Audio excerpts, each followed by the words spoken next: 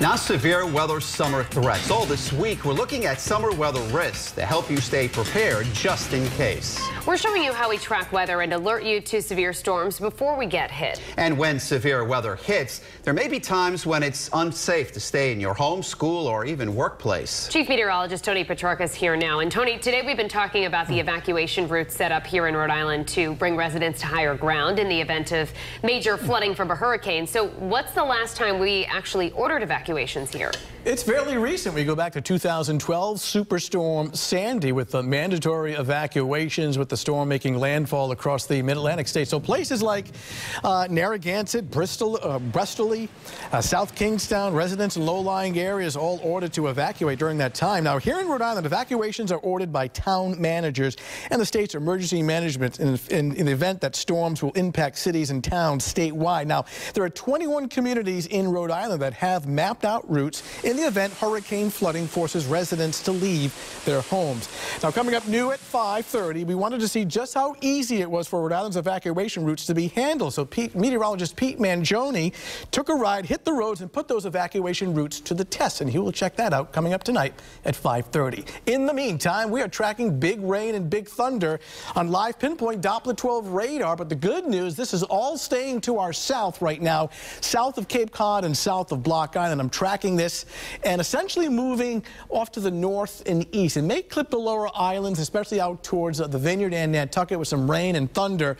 But further to the north, we're dry. We're getting some of the cloud shield from this, causing the sunshine to be somewhat hazy and dim right now. But otherwise, we're quiet now through Saturday. So good news on the threat tracker. Of course, we show this to you each night as far as any high impact, significant or severe weather headed your way. And it looks pretty good for the next several days. You can see the extra clouds in Providence right now from the Fox Point hurricane area. But again, they're dry clouds, not producing any precipitation. So we're looking comfortable for this evening. Temperatures in the upper 70s on a west breeze at 9. Relative humidity now coming in at 52%. Oakland Beach in Warwick, cloudy but comfortable. Temperature at 78. And most locations right now are in the mid to upper 70s. Coventry 77, Taunton 78, and New Bedford at 75. So outdoor plans, maybe getting the head start on the big holiday weekend.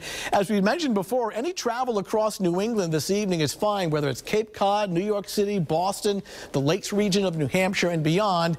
It is fairly quiet and dry as these showers will stay offshore. It's a fairly active weather pattern. Let me show you what I'm tracking. Not one, but two systems off to our west. The first one is the miss on Friday, passing out to sea. The second one will hitch a ride on the jet stream, tracking this to just graze the area 4th of July Saturday. Not with precipitation, but perhaps with some extra clouds. So system number 2 stays just far enough to the south on the 4th of July to keep us dry, but it may be close enough to throw back some extra clouds, especially along the coastline. That's why as far as beach weather this weekend, Sunday may end up being the brighter beach day. That's not to say Saturday is bad, but Sunday would have more in the way of sunshine. Futurecast will walk you through it hour by hour, starting off this evening and overnight.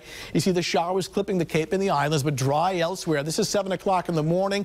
We're looking good right on through the afternoon and into the evening hours as temperatures once again top out in the upper 70s to around 80. So it's 2 thumbs up for your Friday. Futurecast for this evening, very comfortable and dry. 11 o'clock, the temperature at 69. Tomorrow morning, sunshine by 11 a.m., 76.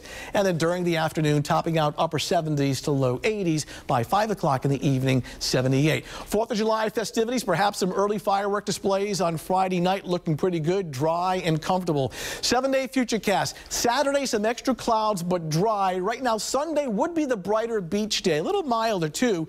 Looking at temperatures in the upper 70s to lower 80s, and the nice weather extends into early next week as well. Monday and Tuesday, partly sunny skies, warm and humid with afternoon highs in the lower 80s. Weekend still looks good. We'll throw a little extra cloudiness on Saturday, but otherwise don't cancel those outdoor barbecues. All right, we won't. Thank you, Tony.